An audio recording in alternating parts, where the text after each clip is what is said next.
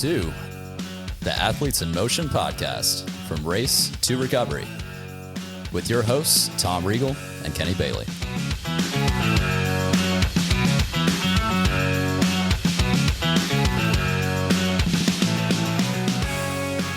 Hey, Kenny, how you doing? I'm doing fantastic. Tom, how are you? I'm doing fantastic as well. We're back for another wonderful conversation, just you and I. We've got a few things to talk about. Before we get into that, let's do the business side of things. Make sure you subscribe. You're watching on YouTube or Apple or Spotify or whatever that comes on. Subscribe. Give us some thumbs up. 5 stars, all that good stuff. Get the ratings out there. Get this out to everybody else. We really appreciate that. And keep your questions and comments coming. So what we wanted to talk to today came up in a comment when we asked about it last time. We want to talk about what happens when things don't go to plan. Yeah. Basically, like on a bigger scale. Like you've got issues yourself. You're going to run into different things. But how do you deal with adversity? When like it's out of your control. Yeah. We just decided to leave. Especially like we've had so many swims canceled, like just between last year and this year, just for us, Chattanooga was close. We've got, what was the one in Georgia was canceled last year, and the swim down in Florida was canceled this year. So the question came up is like, how do you process that? I mean, mentally, it's tough, especially if it's your first race at that distance, whether it was the half iron, full iron. All the anxiety, all the preparation. You're building up, and now do you feel like incomplete? Yeah. So what do you do? What you've been through this, right? You you had a bomb cyclone. I learned a new word. Yeah, bomb cyclone. Are we allowed to say bomb on this? Yeah, bomb cyclone. Probably. It's a weather thing. Yeah. Bomb cyclone hit California, and you were getting your wetsuit on first thing in the morning. Yep. Now, that killed the whole race, right? Yeah, I mean, it was kind of cool. I lived in Sacramento for 20 years. They decided Ironman Sacramento would be their next new locations. Immediately signed up, super excited. I kind of needed that recharge. I was getting kind of like losing my why. And so the idea of being able to swim in the river that I spent 20 years next to, I ran every course, I biked every place. I know it like the back of my hand. I was excited. The West Coast apparently don't have hurricanes or tornadoes. They have bomb cyclones. It's a beautiful day on a Saturday. The sky unloaded at 2 a.m. and just dumped 40 mile an hour winds. The porta potties were literally floating down Main Street in the morning. There was a palm tree on a car. It's pretty impressive. It's insane. So to your point, here you are. I spent close to 11 months in training. Physically, those hot days in Tennessee where you don't want to be out there, but you have to be out there. You're trying to finish. You're dealing with pain. You're trying to come in healthy. You're trying to do all those things, and then that day, act of God, right? You can't. This isn't like, oops, we screwed up, or oops, my bike was broken. It was debris in a river going 30 miles an hour and driving rain, and the hotel lost power. I mean, it was just, it's everything like a hurricane you thought it would be. It's basically on the West Coast. And Sacramento California can't handle that much rain that fast. And so flooded. So what do you do? Quickly. I mean, it's, so what did you go through? You go through all the emotions, right? Yeah. You got really pissed off. You're super pissed, right? You go, I can't believe this happened. I just spent 11 months training. What do I do? I'm drinking a beer at 9:30 because why not, right? I just spent, I'm sitting in a hotel literally in the dark at 4:00 in the afternoon, right? Because in trying to eat a pizza in the dark, with the only thing that works is the elevator, and my iPad, all my battery died on everything, so I have nothing to do. And I think we knew it was coming. We kind of knew it, right? And the funny part about it is, to your point, we were there. It's 5:30 in the morning, driving wind. You can't even shut your door because it's raining so hard. People wore their wetsuits out of the hotel because that was a brilliant idea. Why get all wet and then get into a wetsuit? So they're literally coming out of the hotel in their wetsuit. Yeah. And I'm in a tent halfway, trying to pull and I'm going, I can't believe we're doing this. We got a couple thousand people that are literally going to jump in in the water with driving rain. Like I would have to pull over. I'm a fairly good. I can handle my bike really well. Yeah. And I'm going to have to pull over just to pull a bottle. And I'm like, I can't believe I'm thinking about this, right? I mean, it's like, and they canceled it. And a lot of people were upset. There were people that ran the course anyway. They were like, I'm here. I'm so mad. I'm going to run the course. I'm like, there's debris. I mean, people. So the hard part was, the acceptance of that, like, hey, you just can't deal with it. You're pretty bummed. You spent a lot of money, a lot of time and all that. The hard part is getting that gumption to go do it again, right? It's that 10 months that you spent, and now it's January, and you thought, okay, this was supposed to have been done in October. January, you're turning around like, okay. All over again. Now I have to climb the mountain of doing the training, starting over, putting the miles in, hope I don't get injured, deal with the hot weather, hard summer, go to fall. So for that one, did they give you the option of going to a different race? They did. Like earlier in the season, they gave you basically just anything next year, right? Because this was September. Actually, I think it was October, I think it was early October, right? Because what they did is because Ironman Arizona, there were 2 races that at the end. It was Arizona, I think it's Costa Rica was the last 2, I think, or Puerto Rico, one of the islands. Cozumel. That one. Right. So Cozumel. There was limited spots in Arizona. So they said, if you want to do it, hurry up and get into Arizona. That wasn't an option for me. Yeah. And then I think one, it was an ocean swim, or they just deferred you to the next, by default, they deferred you to the next Ironman California. Or you can register for any Ironman in the following year. And I just kept to Sacramento because I wanted to do Sacramento. Yeah, and I'm glad I did because I finished it. It was fun. Do it. Yeah. But I think that's the hard part. The hard part on a complete cancellation, it feels funky. I haven't experienced. I don't have experience with the idea of just the swim portion got canceled. Or you get an altered course because of issues. Or right. I think for me. That's part of the chess game, I guess, if you look at it that way. I mean, it really is. If you think about it, we're playing chess. It's 3 different sports, trying to figure out how to balance between, am I aggressive on the swim? Do I hold back on the bike? At what point? How do I fuel? What if it's humidity? What if it's cold? What if it's raining? What if it's, all of those things that you're trying to figure out your 3 moves ahead, right? Okay, if I do this, then this and this is going to happen, right? If I bring this, we're staring at the weather on the way in. I remember back to, so when I think about my first Ironman in Lake Placid back in 2010, they almost canceled the swim. Yeah. And because it was a storm and there was a potential storm and it was a little rainy and it was there and there could have been some lightning and they delayed it 20, 30 minutes. Mm-hmm. And I just remember that feeling of wanting to do it regardless. Yeah. Like we're so locked in for the year of training leading up to it that, you were willing to risk your life in lightning just because I want to be an Ironman and I have to do the swim, the bike, the run. Yeah. And I remember that feeling. Having done some now, I approach things a lot differently. I think even if they just cancel the swim, it's like, okay, well, there's no swim. We just move on, right? Yeah. We just do the bike and the run. I get the disappointment side of things. I don't understand the people that were like, I'm going to go to the YMCA and swim in the morning before and then get over here and do the bike.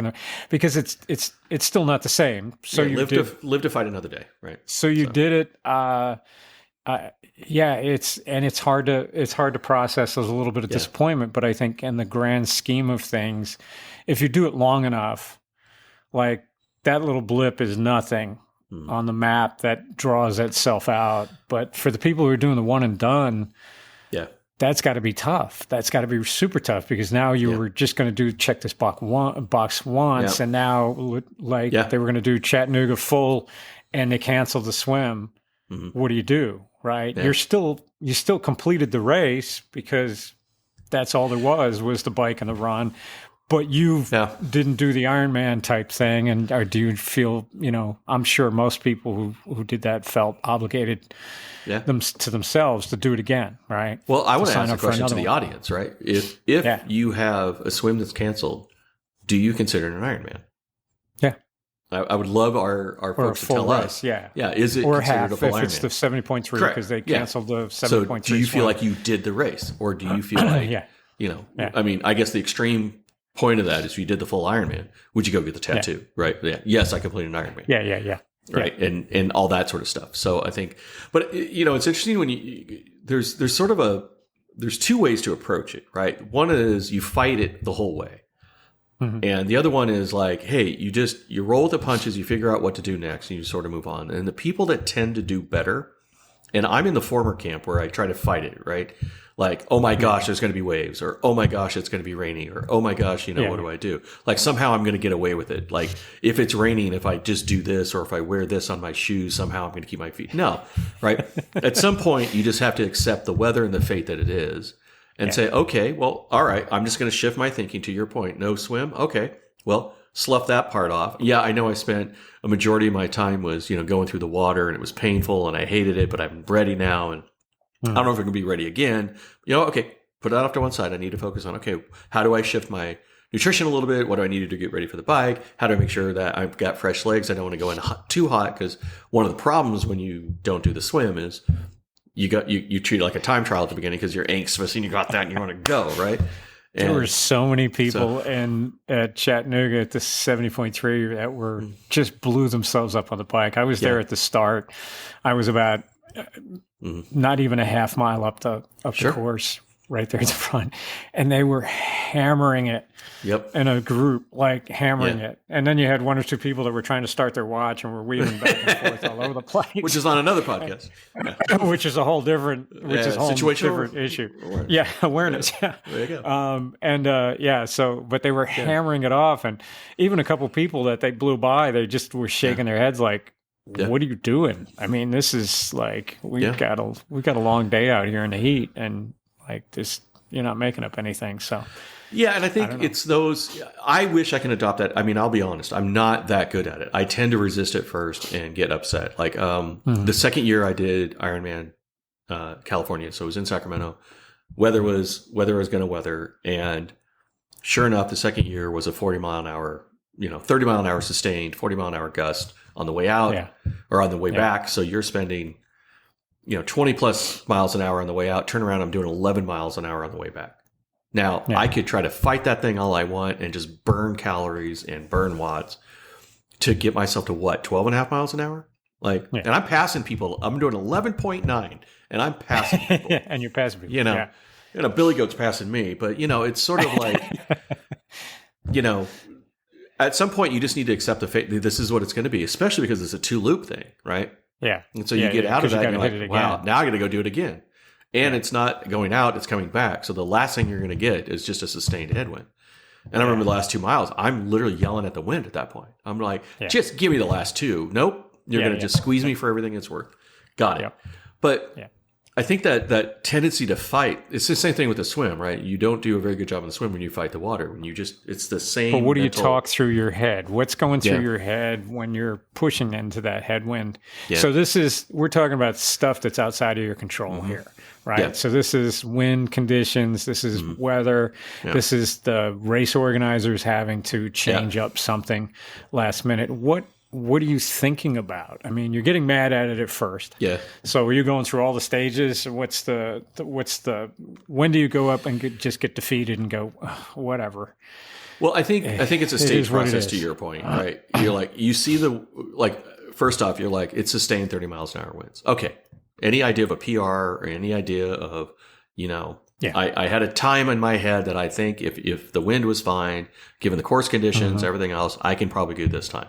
Then it's like, okay, at this point, you go back to the basics, right? You go back to the basics, which is miles an hour for me is a secondary measurement. It's watts and it's perceived effort, right? Yep. So if I happen to be going 11 miles an hour on the same watts and I'm doing 23 miles an hour on the way out, then that's what it is. And so what I had to do was just throw away the idea of speed, throw the idea away of time. It took me nearly 7 hours to do this damn course. And that is way longer than it needs to be. It's probably well over an hour slower. Yeah. It's not going to be my PR day. And that was could be a PR course. I mean, it's designed to be a PR course. Not today. Not today. So It's sort of like you just go back to the basics. Like, what did I train for? I trained for watts and rate of perceived effort. That's what I use to control myself. And that's it. And then speed is secondary. So it's like you get what you get. You hope, you're going to do longer on the bike. So you hope you have the fuel that you thought you had, right? Make sure you start relying, you start thinking through, you've got time on a bike now. Definitely got to focus on the fueling to get through that, because you still got to run after that. Yeah. That type of thing. Yeah. So that's. And then I think the other thing, and you know this, right? Just anything with a sport like this, it's so long and so big. It's like, I know when I go back, I'm going to hit a headwind. I know it's going to be a headwind for 6 miles, and I'm going to take a right-hand turn for like a little bit of time, about a half a mile, and then I'm going to go back into the headwind. I am not going, 28 miles back in headwind. What I'm doing is I'm doing 6 miles back in headwind, and I get a half a mile to go. And then I'm going to go back, right? So you count the chunks. I just need to make it to this road. I just need to make it to this cutoff or this turnoff. I just need to make it to this sign or this bridge or this turnaround or whatever it is. And you start reducing it to manageable chunks. I mean, I had to get down to like, I'm going to make it to the end of that road. And I'm not going to look up. And then I'm, what would take me 3 minutes, 10 minutes later, I look up and I'm like, okay, I'm fine. Okay, I made it past that road. Finally there. Yeah. There. That ultimate goal comes in of finishing the race. That's where it goes back. I always say your first goal is always to finish the race. And then you have all these other great things. I want to have a good swim, a good bike, good run. I want to have good transitions. And you can still do a lot of that. You can still have good transitions. If you're facing conditions that are really rough or no swim, you still need to finish the race, right? So you still, that last bastion of whatever, if I only accomplish one thing today, I finished the race. And regardless of the conditions and what they threw at us. I did a race on the Big Island called Monster Try. It was a 140.6. It wasn't a IM branded race. It was on the same course. It was in February, and they had a storm that rolled in that basically shut down all the beaches and everything. I was the only person that did the long course. And the to get up to Javi for the turnaround took me, I think, just under 2 hours. I flew. It took me 4 hours to come back. and I was leaning sideways towards the ocean, and trying to stay upright the whole time, just grinding all the way back. And it just kind of put your head down. It was just like I just needed to complete the race. All I needed to do was complete the race, and it was they had I had a nice guy following me that I didn't know in a car just to make sure that I didn't die out there. It was kind of fun. I mean. Like the half Ironman in Oregon I did, my first one, great race. But the road conditions, they had a couple potholes, some railroad crossings. So there's some bounces, right? You see water bubbles. I saw somebody's bike seat and bike post, which I don't know how they finished that. Like that's crazy. Like, you ride by like, well, that's not good. And so I'm coming back, and I've got a pretty good clip going. I'm feeling good about this, right? Swim turned out fast. I was really good about the swim. Bike was going well. I was clocking at a good pace. I hit the railroad track, and bam, my handlebars jarred loose. So now I have loose handlebars, which you kind of need. So I couldn't be down to my drops because they're all over the place now, and I've got like 6 miles left to go. And so I got to an area where I just sort of, was able to come down a hill. I was doing about 22, 23 and, hoping my front end didn't fall apart. And then I kind of went off to one side, and I had to sit up for 6 miles and go like 16 miles an hour. And just to get back. All these people I passed, I had to tell them I didn't bonk. Like I didn't bonk. It's mechanical, because, it's like, the first thing was like, what does it look like? I just want to be clear. It's a mechanical. But then again, what you're really hoping is that there wasn't a photographer in that last 6 miles, because it was going to be your. And so I think I wanted under 3 hours on that one at minimum. And I rolled in at 2:59:59 with, having to pull up. So I got it. But again, I can't. Like, these are your handlebars, man. Like, I should have, but I was able to. It was just the sticks. It wasn't the whole handlebar. So they were just so loose I couldn't. So I just had to pull up and kind of finish it out. Just ride the baseball. So then you switch. I think the point is you switch your brain, right? It's like that's the part where you have to. That's the lesson you learn. It's like, okay, if I'm sitting up and I can't do this, well, I got 6 miles now to keep my legs loose, get some fuel in before the run, Just, pedal my legs out, and I'm going to go 16 to 18 miles an hour, not 22. Okay. So just pedal it back. Now just get some fuel, relax my back. You're kind of up, you're doing that. And just, you take what you get. It's sort of you have to do sort of a mental MacGyver, right? Mm-hmm. These components are now missing. What do I do to just put these components together to still finish my race? And, hope you're. And that's what I love about the race. I mean, it could be sprint, Olympic, half, full, that it mimics life in the best way, because you can be as prepared as you want. Yep.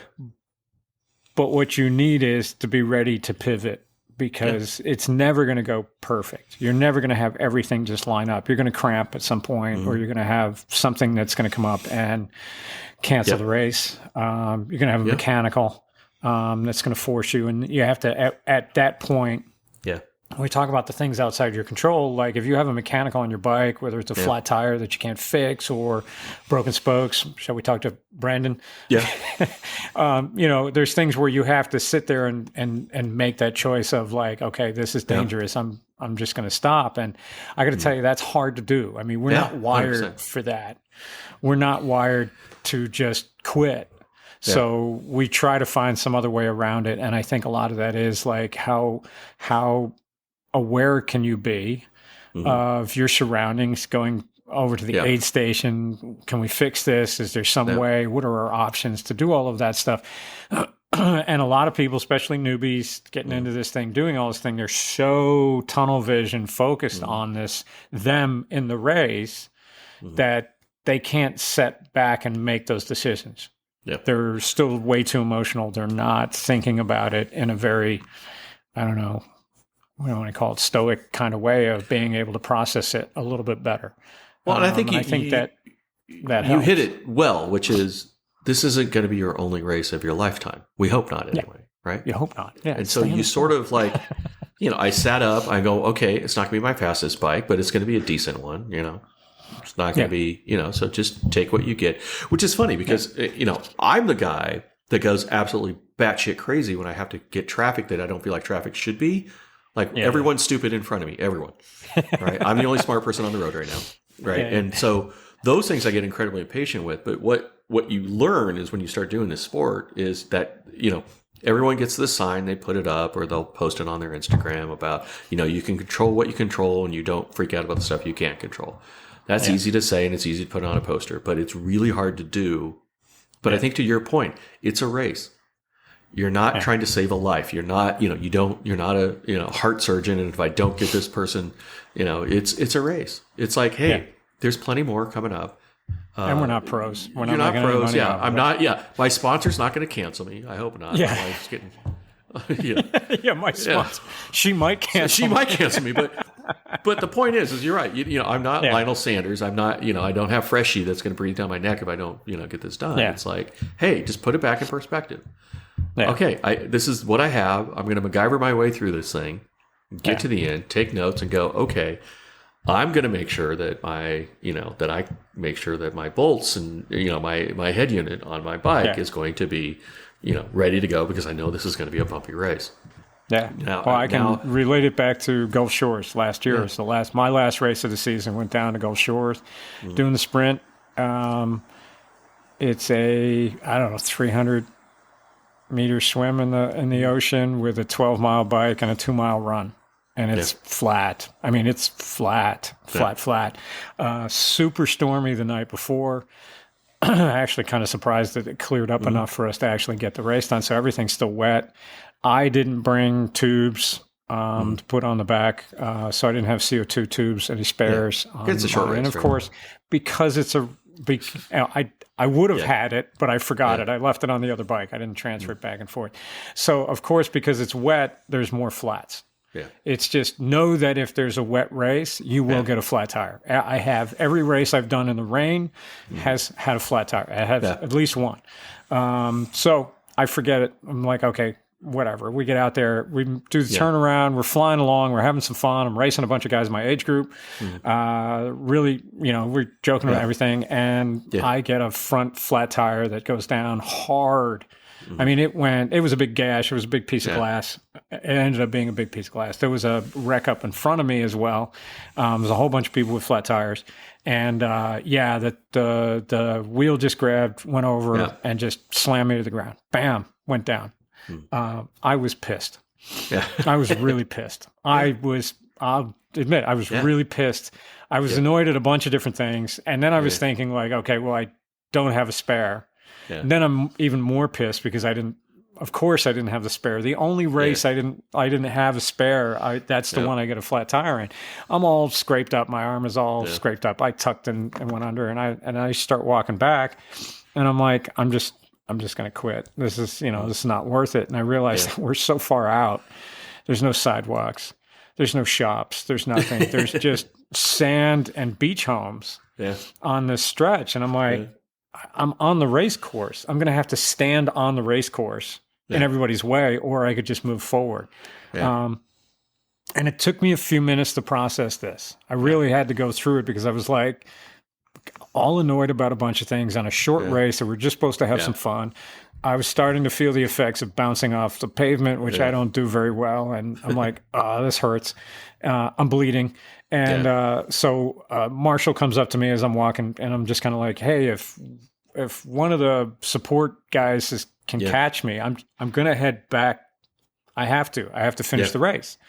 Well, I don't have to finish the race. I need to get back there anyway. It's going to take my wife, 3 hours to be able to come down and get me. And I'm not just going to sit. Might as well just start. Yeah. Had there been a coffee shop or a place to get pancakes or something, I might have stopped. Yeah.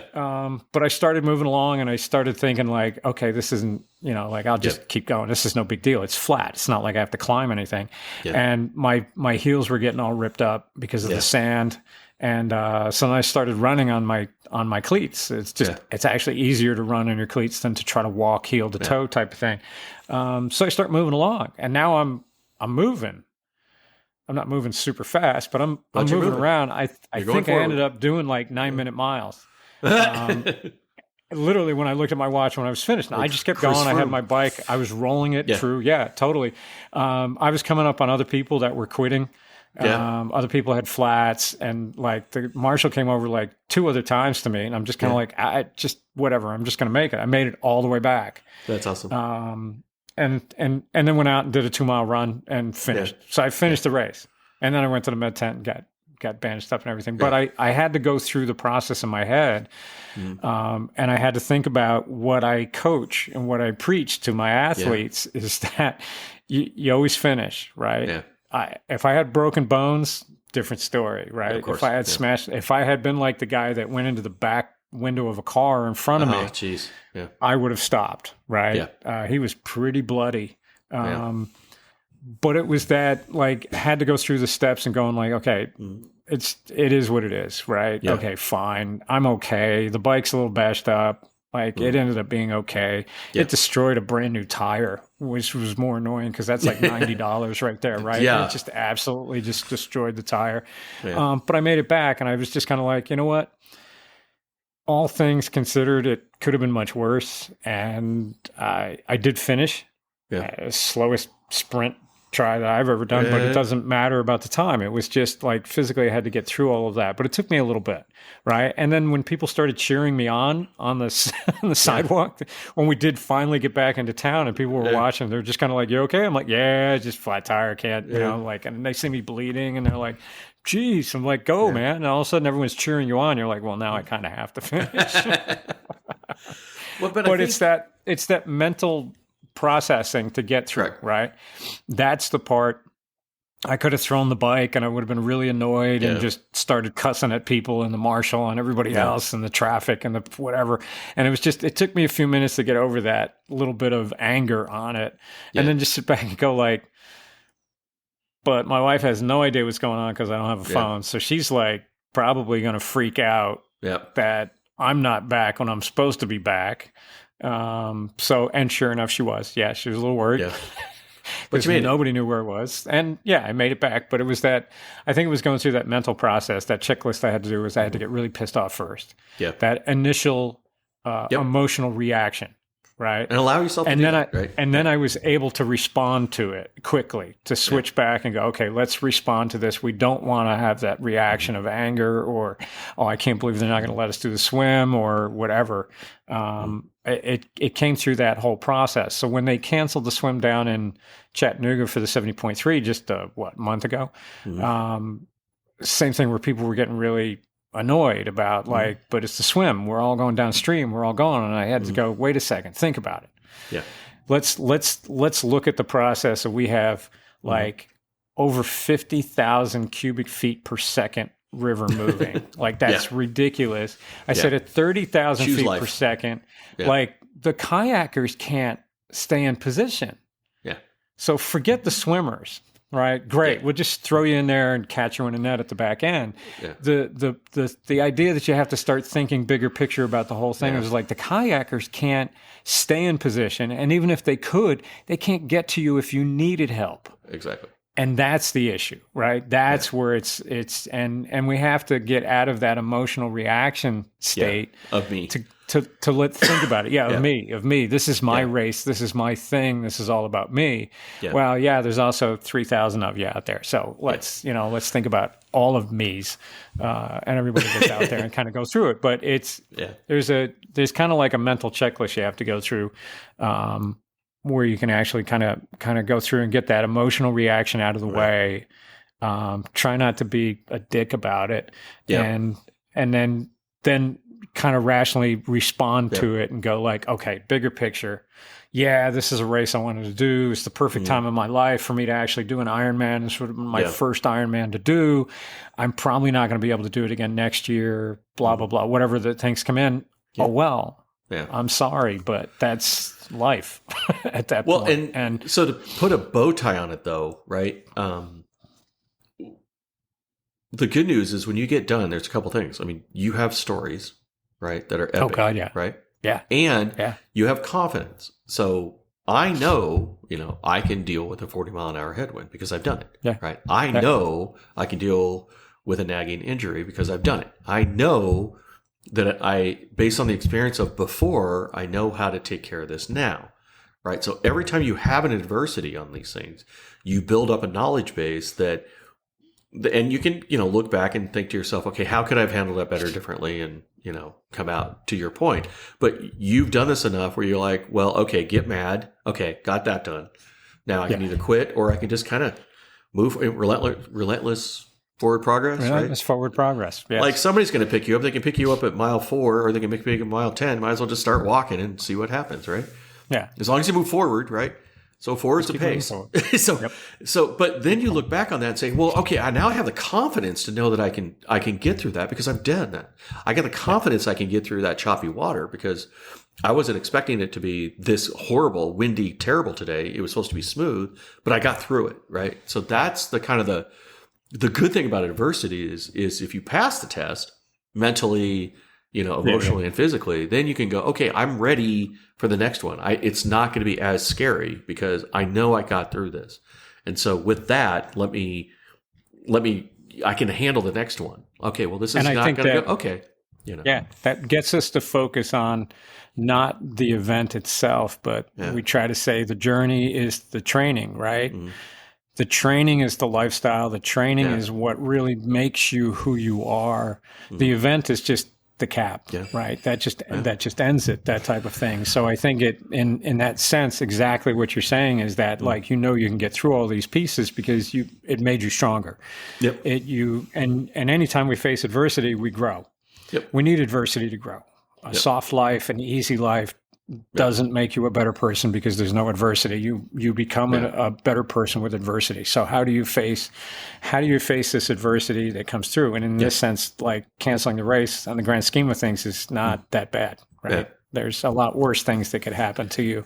That would be. Oh, gee, I have to train to be healthy for 2 years in a row now. It's like, right. I mean, on the bad side, it's going to be a lot of work. But hey, it's a lifestyle you do. And it sucks. There's money that's involved. You kind of get in that thing. But once again, we also look back at the gratitude side of things of like, the fact that we're able to do this. Sure. Even if we're just doing a one and done, check the box and move on to something else. Mm-hmm.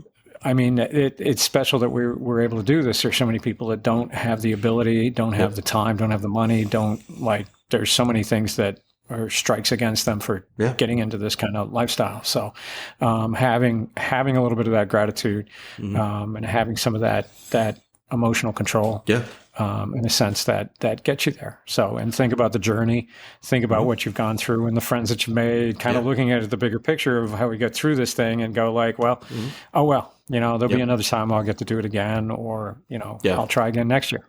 Yeah. Like I say, stay in the sport, come back. Do it again. Do it again. Let's keep trying. There you go. And I think you found. So that's our answer. Yeah. So let us know what you think. Yeah. Do you feel like if you were doing a race that the swim was canceled, and that in particular is a big one because it's been happening quite a lot. Do you feel complete? Right. And there's going to be, I'm sure there's a whole host of people, because usually on Facebook and Instagram, there's a whole arguments of like, no, you're not. Yes, you are. No, you're not. Like whatever. Let us know what you think and how you feel, and if you had that experience, what you went through and how you dealt with it. Because that's we want to know. It's interesting while we get into this thing. So cool. Well, that was fun. Yeah, it was. Let's do this again. We've got some good stuff coming up, so make sure you subscribe. Somewhere on here, if you're watching the YouTube, you're going to see a little thing that says subscribe. And again, thumbs up, 5 stars, all that good stuff. Please let your friends know.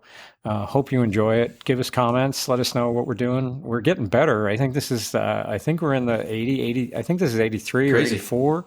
Like our 5th year doing this, and I'm still having fun. We've got some cool nutrition stuff coming up again, and some other fun stuff happening. So a lot of good guests that we're just trying to get coordinated on the schedule.